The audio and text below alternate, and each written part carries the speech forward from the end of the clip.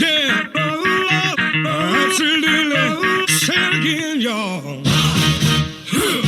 Yeah. What is it? Absolutely. Listen to me. I despise. That was Edwin Starr with War, the Dr. Spider and Abstractor remix. Welcome to the Rise Weekly Review for February 21st to February 28th, 2022. A Lake County Sheriff's officer was found dead in East Chicago on Friday. Around 4:30 p.m., his body was discovered in the parking lot at East Chicago Courthouse. He was found dead by a civilian employee in his patrol car at the courthouse located at 3711 Main Street. Police are currently investigating the incident. No further information has been released on the officer's identity at this time. News reports only state that he was 51 years old and a veteran of the force. On Sunday, there were reports of a car crash between the East Side and South Deering. The vehicle was reported seen by residents crashed into a pole on 106th. No information on injuries or further details have been reported. On Wednesday, the Lake County Sheriff's Office in Northwest Indiana reported the results of Operation Scarecrow. Operation Scarecrow was a 4-month investigation into illegal straw purchases of guns. The term straw purchase is used to describe when a person legally purchases a gun with the intent of transferring it to someone prohibited from purchasing one. The investigation focused on gathering intelligence at surveillance operations at gun shows at the Lake County Fairgrounds in Crown Point, Indiana. That third individual would leave, or we'd actually see them put that firearm into a completely separate vehicle, and then that vehicle would leave the gun show. That's the type of activity that we were keying on during this investigation. The operation led to 56 arrests, 66 firearm confiscations, with over $18,000 seized. A 26-year-old Hammond man was sentenced for the murder of a 5-month-old child in 2020. Gonzalez accepted a plea deal from prosecutors for one count of battery, resulting in the death of a person less than 14 years old.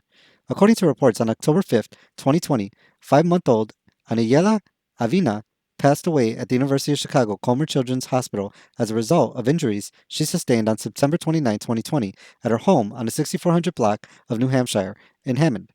The baby's mother, Yesenia Del Rio, had reportedly placed her down for a nap and went to take a shower. Shortly after, Gonzalez caused the injuries that led to the child's death. Prosecutors say the baby suffered severe blunt force trauma, but were never able to determine what exactly Gonzalez did. Medical examiners claimed the child had injuries similar to when a child is in a rollover car crash. Gonzalez claims he was using drugs at the time, wasn't in his right mind, and the injuries were an accident. He told Del Rio that when he was a child, his father locked him in a cage and abused his mother. Del Rio stated she could no longer shower without thinking of her baby. She said to the Northwest Indiana Times, "Never in my life did I think anybody would kill my baby intentionally. I'm sorry to my family for thinking there was no such thing as monsters." Her mother, Elsa Del Rio, stated she wants to know what made Gonzalez get up and hurt her granddaughter. She said, "You stole her from us. You took her last breath from us." On Friday, Judge Natalie Bukota accepted the terms of the deal. In court, Gonzalez apologized to the family, claiming that because of drugs, he wasn't in his right mind. When accepting the plea, Judge Bukota stated, "You will never know what a mother feels for her child. To lead her to believe that it was an accident is truly one of the most selfish things I have ever heard in my life." Gonzalez was sentenced to 22 years in prison. During the week, the Chicago Tribune posted an update on the story of a disabled man killed on the East Side in May 2021. On May 25th, around 7:30 p.m., 26-year-old Aseo Wilson was riding a bike on Indianapolis Boulevard near State Line Road. As he rolled down the street, 3 men in an aquamarine Honda Odyssey turned south from State Line Road and accelerated towards him. As the van turned the corner, the passenger sliding door opened, and according to police, 21-year-old David Velasquez of Hammond opened fire from the back seat. Reports state that Wilson was struck in the back and knocked off his bike. Wilson stood up and limped to the McDonald's on 106, where he sat down at a table. Employees noticed something was wrong and called 911. Wilson was taken to the University of Chicago Medical Center, where he passed away from his injuries around 8:36 p.m. Police claim Velasquez was identified using facial recognition from video of nearby cameras. 23-year-old Terrell Bradley of Calumet City and 41-year-old Javier Mendez were also arrested by police and accused of being in the vehicle at the time of the shooting. Police identified Bradley by circulating surveillance images of him. Mendez, who owned the vehicle, was identified as a passenger through surveillance images and banking records of purchases made in the area at the time. Police claimed the men were members of the Spanish Vice Lord street gang with sets on Chicago's East Side, South Deering, and Northwest Indiana. While news reports state the motive for the shooting was unknown, posts on social media claim that Wilson was either in a rival gang or mistaken for a rival gang member. Family members claim Wilson had a mental disability and would ride from his home in East Chicago to a relative's home on the East Side. The Northwest Indiana Times reports that the men spotted Wilson as he waited in line at a Dairy Queen while they were parked across the street at Luke's gas station and then followed him before the attack. Wilson's family remembered him in an obituary, noting his love of basketball, video games, and watching his favorite childhood movies. Mendez is being charged with assisting a criminal, a level 5 felony, and has his initial hearing for March 11th. He is currently out on bond. Velasquez was charged with the murder and alleged to be the triggerman. He has pleaded not guilty. Bradley was extradited to Lake County and is also charged with the murder for his role as the alleged driver. Please note, all suspects are considered innocent until proven guilty in a court of law. The Indiana House voted on Thursday on a measure that would deny Russian citizens and government entities access to property following the Ukraine invasion. The House voted to add a provision to Senate Bill 388 barring any business entity organized under the laws of the Russian Federation or by Russian citizens from acquiring property. Democratic State Representative Dvorak from South Bend was quoted as saying, "Our message today is that Indiana will not be a safe haven for ill-gotten Russian funds, nor for its oligarchs trying to find financial shelter in the wake of Putin's unconscionable invasion of Ukraine." If passed, the prohibition will go into effect July 1st and run through June 30th, 2023.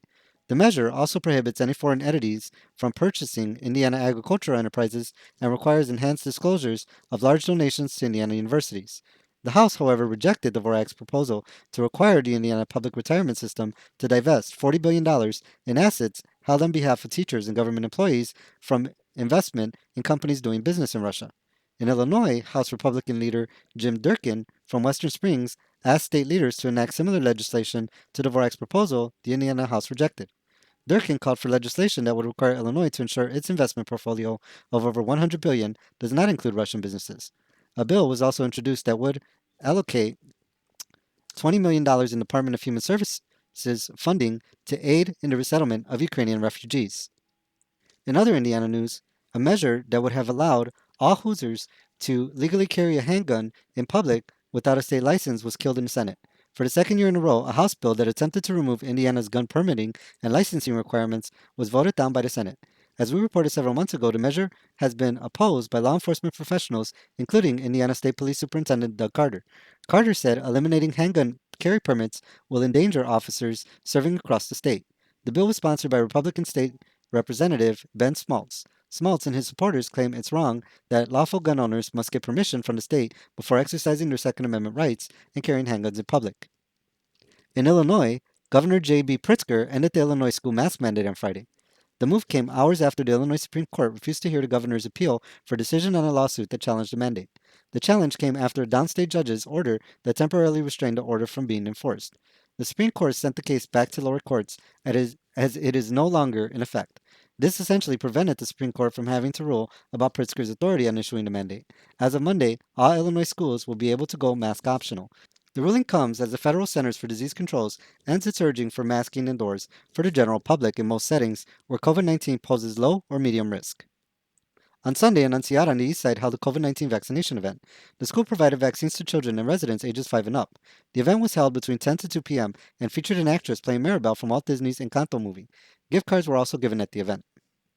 And finally, the Illinois Department of Children and Family Services will be accepting applications for the 2022 DCS Scholarship Program. The program will award a minimum of 53 academic scholarships to current and former youth in care for the upcoming school year. 4 awards will be reserved for the children of veterans. Scholarships will receive up to 5 years of tuition and academic fee waivers that can be used at participating Illinois State community colleges and universities. A $1,273 grant will be provided to offset other expenses and a medical card. Youth who are between 16 and 20 years of age can apply.